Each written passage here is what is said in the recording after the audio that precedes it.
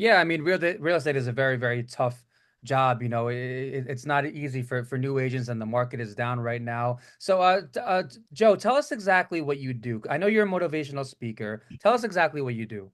Well, I wear many hats. I am a motivational speaker, and I'm also a national and international speaker. And I started my career 36 years ago as a real estate agent. And then I became a broker. And then I wanted to go back to my first love, which is teaching. So I decided to teach the pre-licensing classes. So I started at various schools. Now I still teach at Hofstra University. It's been about 14 years there. And I am running the National Association of Realtors ABR class for a school here on Long Island, Midtown. Nice. And I run the Sellers Representative Specialist class for the same school.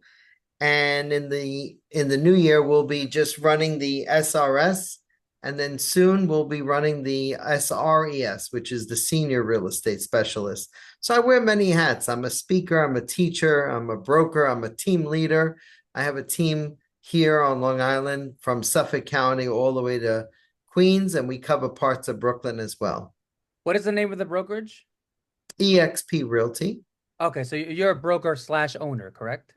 I'm a broker. I have two licenses. So I'm an associate broker with EXP Realty, and I'm a broker with Joe Sinnona Realty.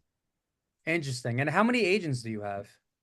And in the team, I have five, including myself for EXP, Uh-huh. and just solo as a corporation for Joe Sinnona Realty. Oh, you're solo. So how is it your goal to have realtors work under you or? Well, good realtors, people that have a good work ethic, people that not just will produce, but there's certain times where as a team leader, you don't want to answer the same questions over and over again. So Right. you want to Yeah. just bring on people that are going to be a little bit more independent, but want the feel of the team and the camaraderie of a team. So I'm trying to go in that direction of independence, and I kind of just restructured my team about 6 weeks ago, and gave them that freedom and gave them that advantage so that they could go out in the field and not have to worry, oh, let me discuss this with my team leader. No, now they have the template and they know what to say, yes or no. Right. So this is a very interesting interview to me because you wear so many different hats. Like you said, you're a team leader, you're a broker, you're a motivational speaker, you work at Hofstra. So I'm gonna assume that your team is your main focus. Is that true? Out of all the hats? Um, yeah, and I'm actually there's a great divide on this because I have also my speaking career, and people hire me to motivate them. They hire me to go into their offices. Some people don't want me in their offices because they feel that I'm going to recruit their agents, but Right. I'm not recruiting their agents because I Right. don't need their Right. agents. I'm looking for specific kinds of agents that I will attract, and those will be outside of my speaking purview because I feel that recruitment is a slimy little word. Mm. And when you try to steal somebody's agents by recruiting them, you're gonna, experience that kind of or have that kind of reputation. I don't have that reputation. People who are attracted to me are attracted because of my success and because I'm experienced and I'm giving something to them that probably their mentors, their managers, their brokers are failing to do that because that's increasing the failure rate in our industry. Yes. So, but you do work with other brokerages. You do work with HomeSmart, like we mentioned before. Absolutely. So, I don't know what your setup is like, but do you always charge for training, or do you sometimes train for free? Well, if I go into a office, like HomeSmart, and there's no like pre-notion that I'm gonna go in there and recruit, Uh-huh. I'll manage with the broker owner and I'll say, what do you want me to do? What exactly are your goals? What are your agents' goals? Are they all new? Is there a majority of them that need, help with disclosure forms or this new NAR settlement. Is there something that I can do? I'm speaking to a brokerage in a few weeks that is going to allow me to go into their office and speak about time blocking and New Year's goals and planning. So they want that kind of motivation. And I was hired by a title company to do that because the title company wants to bring value to that company and their agents. Yeah, I mean, people want to hear from people who have been in the business for a long time. People want to hear from brokers, from team leaders. So you have all of the hats that people, want to hear from. So how long did you say you're in real estate? You said four. I don't want to guess. How This is long? my 36th year. 36th year. Okay. So what inspired you to get into real estate in the first 36 years Well, ago? What inspired you? it was just a notion to put it on my resume. My former broker, Mary Perry, said to me because she was looking for a house for my mother and my sister.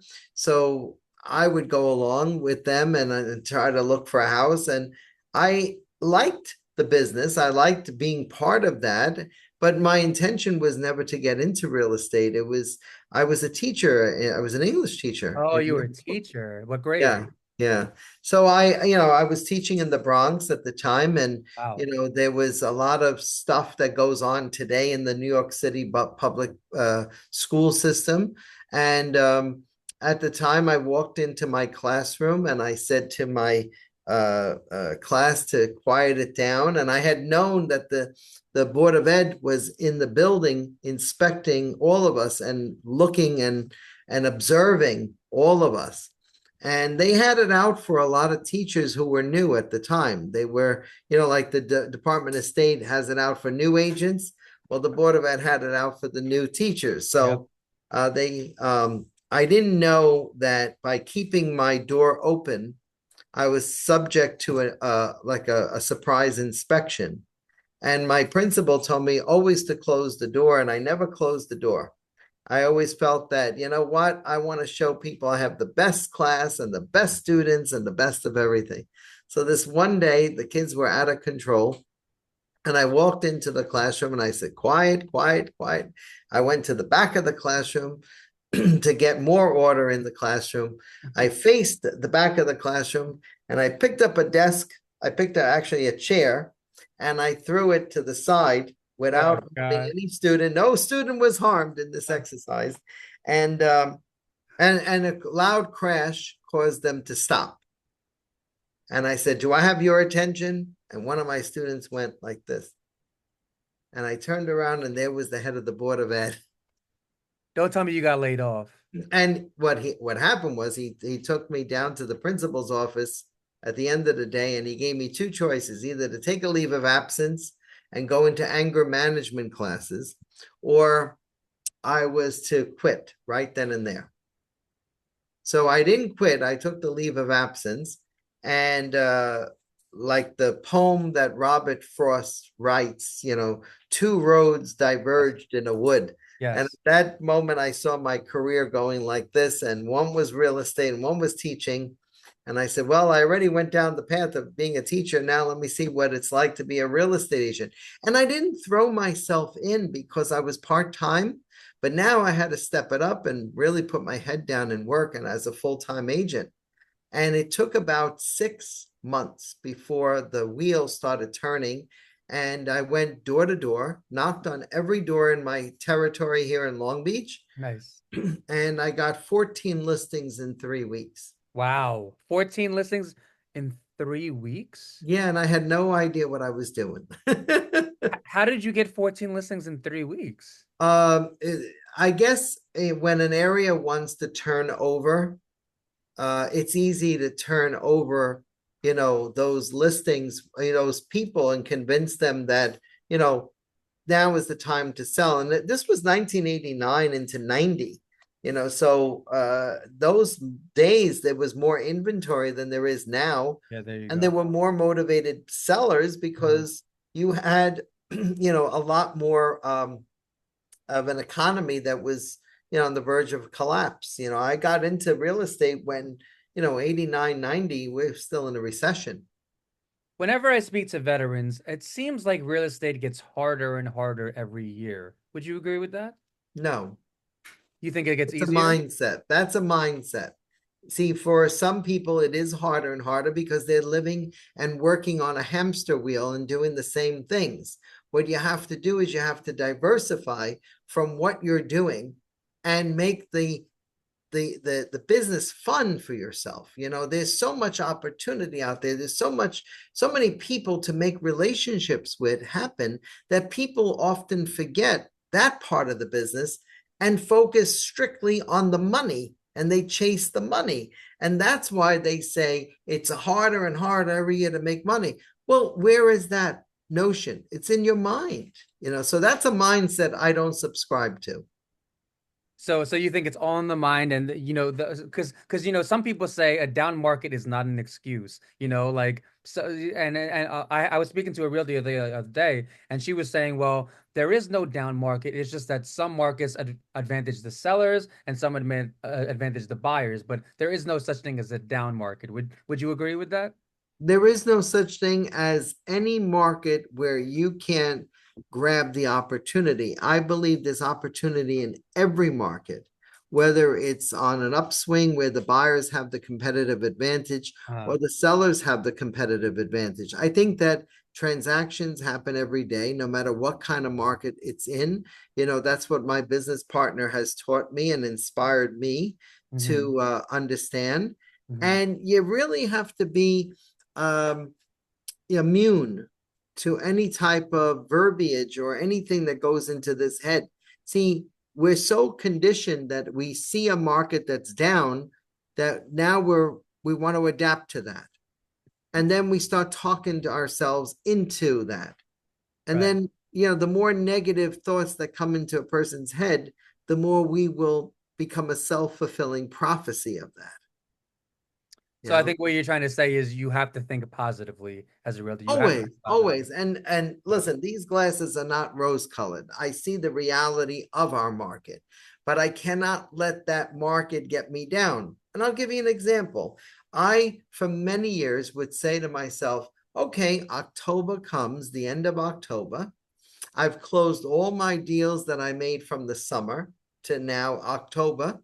I have nothing going into November, December, January, and I'm completely broke because the holidays broke me, especially now that I have kids, right? So now I had a different mindset in the summer. I said, I'm going to line up all my closings that I have a terrific November and a wonderful December.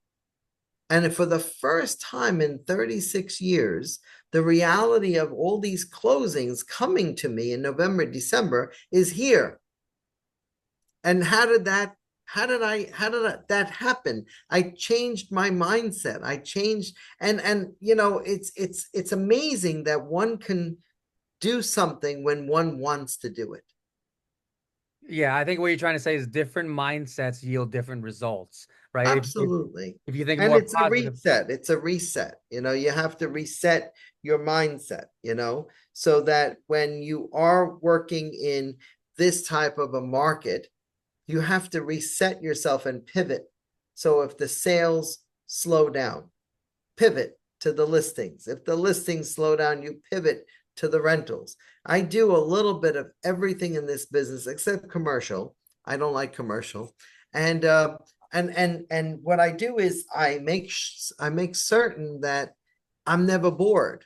Like I was telling my admin that I have enough business right now. I have enough to do right now till the end of March, the beginning of April. And then you know what happens in those months. The spring market comes on. So the spring market is something that is something I look forward to every year why is that?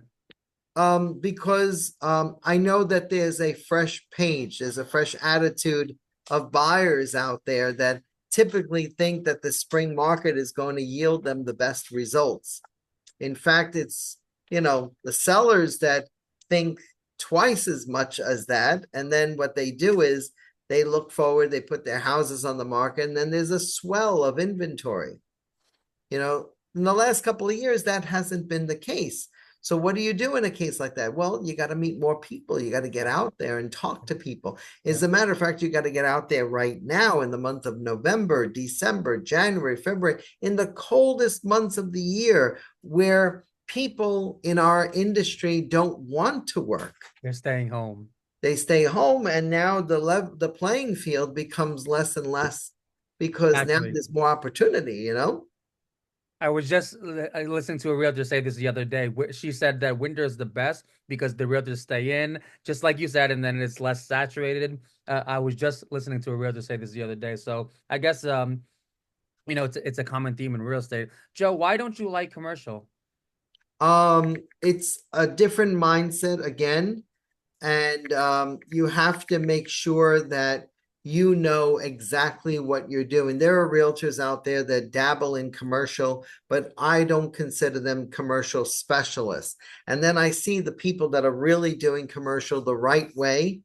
And I'm not a numbers man. I'm not a guy who goes out there. It's a different breed of agents out there with a whole different attitude. I think it's much more professional. That you have to take a very, very big leap.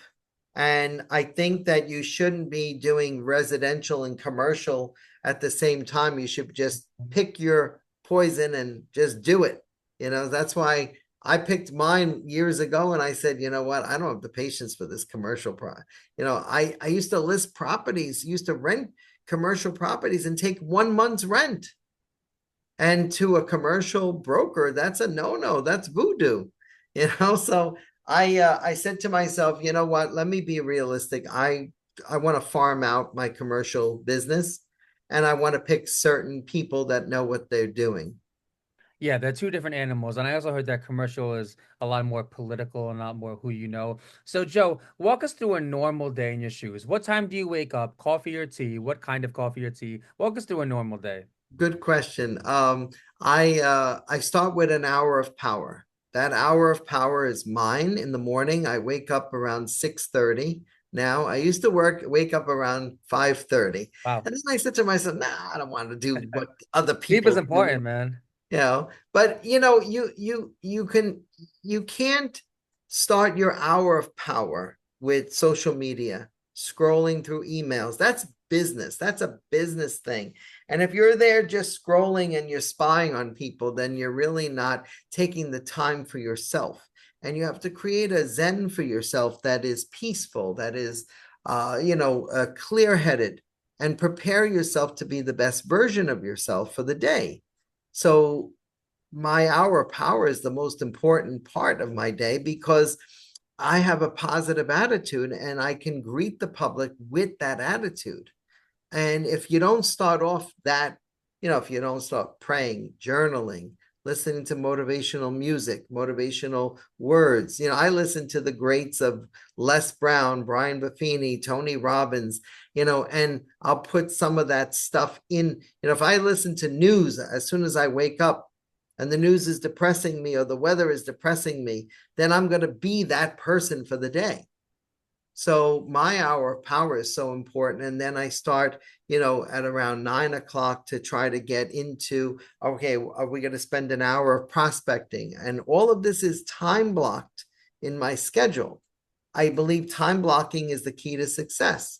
Time And I management. was never a time blocker, just so you know. I would only do a task, boom, go to another task, come back. And I was all over the place like scrambled eggs.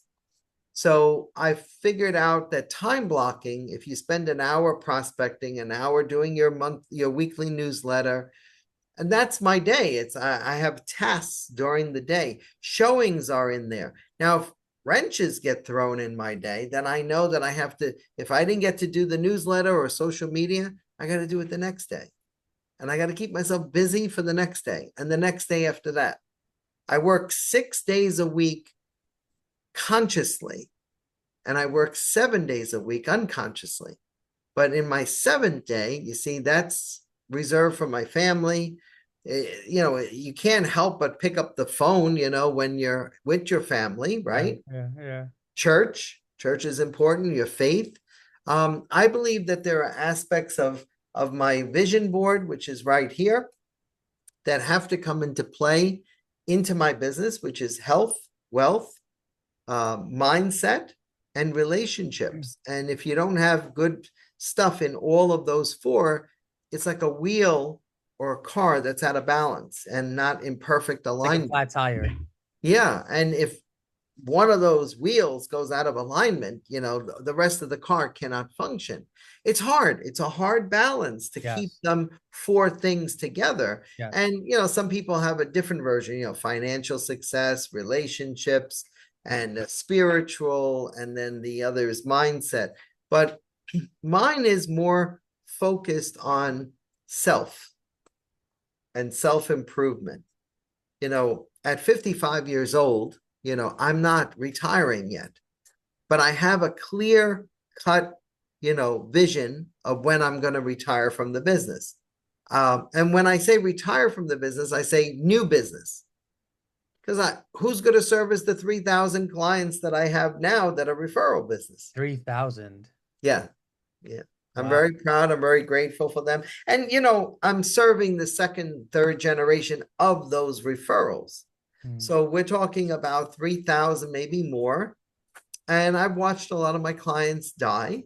I've attended a lot of their funerals, and my clients are mostly my friends, good friends. And I wouldn't have had that in real estate. So when my road diverged, I didn't know that it was going to make all the difference in the world to all the things that I do now, you know? Yeah, so you sound like a very busy man with a lot of stories. It sounds like you got really good at time management, and again, it is really interesting to hear someone with so many hats. But yes, time management is very important. I didn't hear exercise in your routine. Do you exercise? No, Oh no. I Well, I do have a Fitbit and I uh, try to get 10,000 steps, but I gave up on exercising a long time ago. I'm in good health, thank God. I have the body of a 30-year-old, according to my doctor. And I do go for physicals every 6 to 12 months. And I watch my weight. I lost about 56 pounds in wow, 2015, wow, getting the diabetes and the high wow, blood nice. pressure as well. Congratulations. Yeah, thank you. I'm very proud of that accomplishment for my health. I watch what I eat. It's very tough because there's foods that I could eat all day long and feel the guilt about it, and not and not worry about anything else. But realistically, I watch now preservatives. I watch salts and sugars that are Yes. not necessary in one's meal. I try to pay attention to organic and fresh foods and good clean eating. I'm into that now. Yeah, and all of that stuff affects your mind. What you eat affects your mind, it affects your mood. It has a much larger effect than people realize, and it is being talked about. Joe, what is your favorite thing about being a broker? I think my favorite thing about being a broker is meeting people, meeting new people, and just kind of uh, seeing where their visions are and their dreams are, and I enjoy uh, being part of that dream, bringing that dream to them. And I like that part of our business. I enjoy that part. I Yeah. don't like the pettiness. I don't like the not inclusiveness, Mm, right? Of people, like, there's certain people that will not include us in their circle and yep. their deal. And I believe that as a team, we got to work together, whether it's a title company, an attorney, and a home inspector. All of us have to work together because we're not an island separated to itself. Yeah, what you're saying is we need camaraderie, we need to get together, we need to work together, is what you're saying. Yeah, yeah. And I go back to a meditation that I always refer to in my speaking, in my Sinnonaspeaks. Uh, uh, I have a podcast of my own on Wednesday nights, and I always say, "No man is an island unto itself," and that's a meditation by John Donne. It's meditation 17, and I studied that in college, and I never understood that till I got into real estate, and I watched real estate agents pretty much sell their own listings, get their own deals, and they create a circle around themselves that doesn't include the other people that could be, well, we could all share together. We don't have to sit in a circle, sing kumbaya, hold hands, and smoke weed. But what we can do is we can, learn from each other and work together. And, I find that I educate a lot of agents on deals, and they like the way I work because it's different from how they were taught.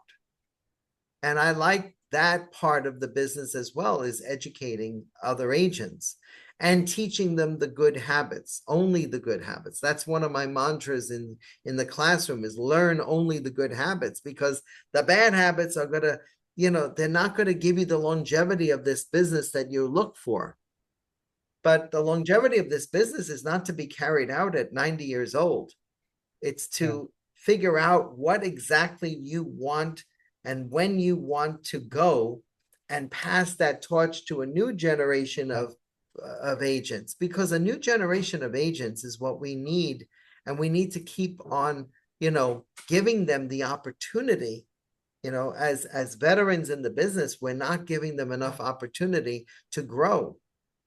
you know Well, I get questions a lot from new agents, and I'm glad I do, because I can impart my knowledge, and knowing that I've lit a candle that will be, relit and relit with my habit attached to it. And it's great. so you mentioned before good habits versus bad habits. What are some bad habits? The pettiness, the bad habits of not doing the business that you know, I want people to learn the business, from the ground up. Hey, how do you fill out forms? That's like the most tedious, right? If you come to a closing, and you come with an agency disclosure form at the closing, and you tell the buyer, this says who I work for. Come on, that's not where that should be. A lead paint disclosure should not be presented at a closing either. I actually took a picture of an agent doing that, and I sent it to his broker, and I said, don't ever let me go into a closing with this person ever again because of their unprofessionalism. Well, the next day, that agent was told to leave the brokerage. Really? Yeah, because they're a walking liability. Think about it. And I said, maybe I felt a little guilty, but I said to myself, you know what? I shouldn't feel guilty. I kicked his ass to be more professional.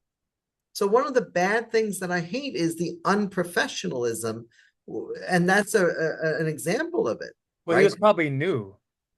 No, he wasn't. He was Oh, he about wasn't new. 6 years in the business. Oh, then he should know better. If he was brand new, then my reaction would be slightly different. So, Joe, what is your least favorite thing about being a broker?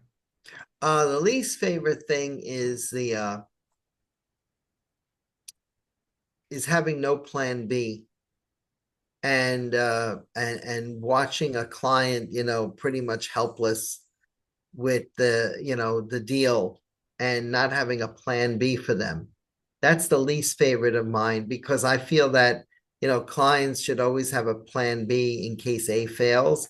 So I operate with a plan A and B for them, to try to avoid feeling that way. Hmm. And the unappreciativeness of the client, when they Yeah, it's when a good they one. don't appreciate what you do, and they assume that everything is, Easy. easy. I make things too easy. I make things look too easy for my clients. And I just recently did a rental, and I had everything prepared, all the forms, everything done, and all the landlord had to do is just sign their lease and sign their rider. That's all it was. All the forms had done. I prepared so well for this. I had the keys ready, everything ready. And the landlord stood there and said, now you put this in the lease, now you did this. And he was having the conversation he would have had with me from day one. And I said, it's all there. It's all there. And this man has used me for the last 15 years Wow. on the same rental. He gets rented but he still asks the same questions at a lease signing. Sometimes So, you gotta repeat the same thing over and over again. well, I know him and his wife like me, but somehow I always sense like a sense of distrust, Interesting. because at the end of the day, it's their home. And of course, this is the reputation that we built. This is our fault. Because Yeah. if we built better reputations, then I think the public would like us a little bit more or trust us a little bit more. But look what we've done. We've given the public every reason not to trust us with this lawsuit. And now we have to change our direction and our trajectory to help, win over the public's trust again. The Department of Justice doesn't trust us. So you got two things working against us, and all we have to do is just put a highlight on our value and recreate ourselves, recreate our professionalism, look inwards, introspectively, not backwards, right? Retrospectively. There's so much stuff that we need to take a pencil, if you will, and try to erase all the damned damage that we created ourselves What and did write real a new chapter.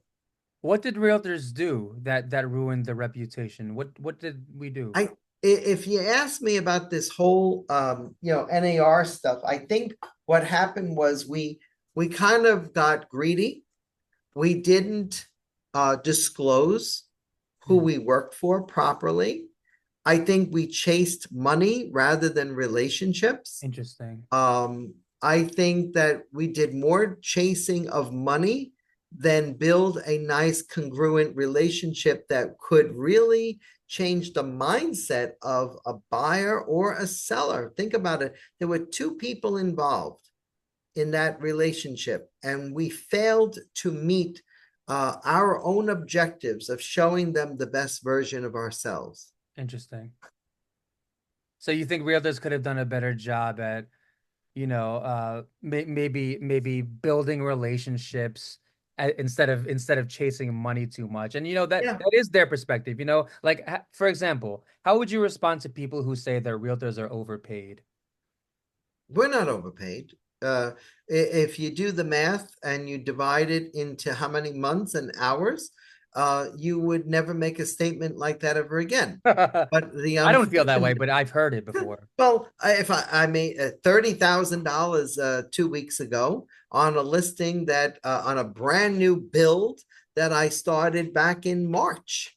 Mhm. And if you count the number of hours I put into the conversation and the trying to convince the buyer that it was worth what she paid for it, and the number of times that I went back and forth to the house from the time that the foundation was put into that house, into that ground, to the time that the last nail went into the wood to complete the house.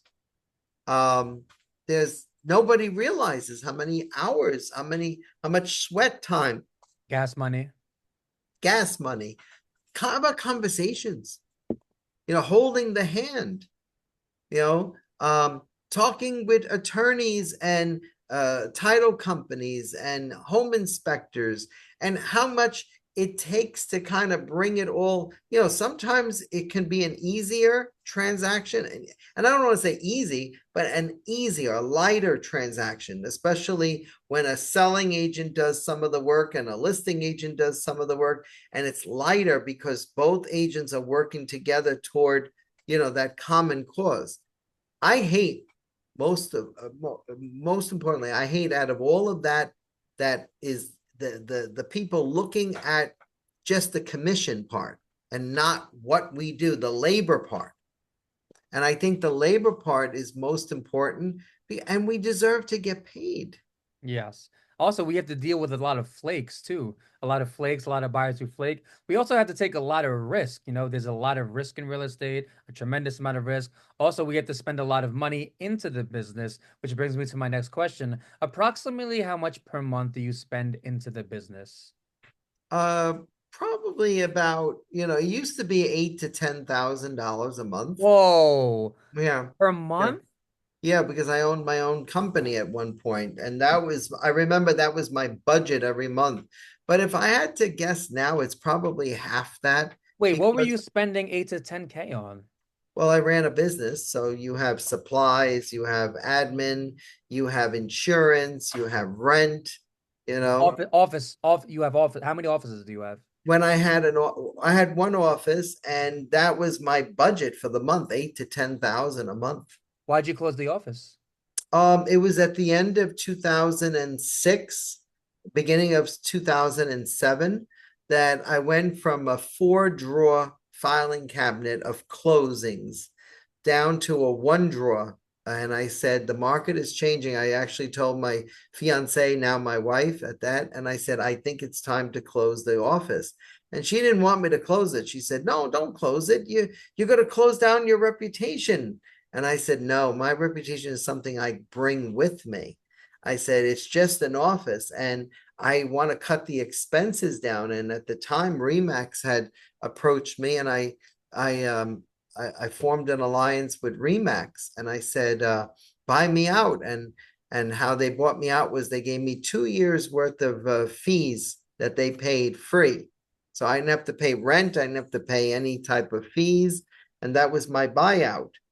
And of course, I agreed to bring my clients with me. And 10 months later, they closed because the market crashed and they had Yes. to close their offices. So Yeah. that's when I went back to an independent, and I worked there for 10 years and, watched the market, kind of make a slow recovery back to where it is now. And now I work with a company that I'm, a mentor in the company. I Mhm. get stock in the company. I get affordable health insurance. I love where I work because it affords me to not focus so much on, that part of my life, that I could focus on the business and strengthen the relationships that I have, from 35 years ago. Yes. Because, clients, if they don't see you, they forget about you. And I've had those type of clients that have gone astray to other real estate agents because I wasn't, showing them how relevant I was, still relevant in their circle. So I have conversations now that are very different than when I did. Hey, how are you? How's it going? How's your family? And I'll remember stuff that they forgot. How did you remember that? And I said, I Yeah. don't know. I says, I guess all those drinks and all that alcohol back then didn't kill my brain cells to remember the child's name, or, you know, I'm remembering child's names and situations. And I remember when their kids would act up when I was showing houses. And now these are grown adults with children of their own now. Yeah. It's Yeah. amazing to see that. Yeah, it's amazing. I haven't gotten there yet, but I'm sure it would be amazing to see. Joe, do you have any tips for new agents? Yeah, work hard, put your head down, and don't lose your patience. Don't lose your gusto. Every Yes. new agent is born with an enthusiasm. And as they do the business, their enthusiasm starts to dissipate and dissipates over to the point where they go and they find themselves a full-time job, and they work a little bit in this business. Well, if you're here full time, my advice is put your head down and work. Work alongside of me, and join my team. Join a team. Join a company that has a good culture behind it.